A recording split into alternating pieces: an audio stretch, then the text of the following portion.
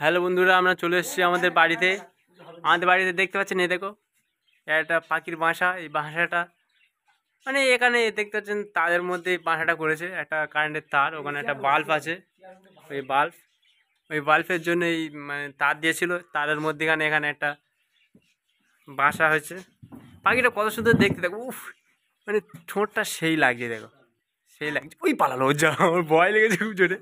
এর ভিতরে কি আছে দেখতে হবে, মানে কি করে দেখবো বোঝা যাচ্ছে না। উঁচু করলে কোনে কি আছে,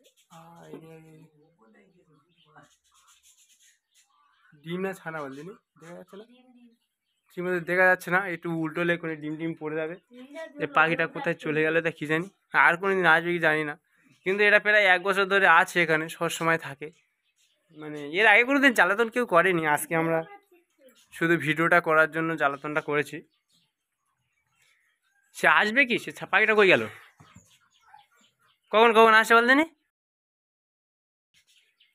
এই পাখিটা বাসাটা কত সুন্দরভাবে করেছে, ছোট্ট মতো একটা বাসা, কোনো অসুবিধা নেই এখানে।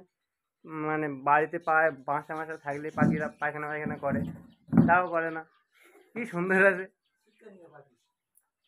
ভালো। পাখির বাসাটা সুন্দর দেখতে, হেভি। পাখিটা দেখাতে পারলাম না আপনাদেরকে, পালালো। ওই এই মানে কি পাখির বাসা হতে পারে, এই পাখিটার নাম কি আপনারা যদি জেনে থাকেন বলবেন। দেখি এর ভিতরে কিছু নেই, এর ভিতরে কিছু নেই। এই লাইটটা মারি, দাঁড়াও, ফ্ল্যাশটা চালু করি।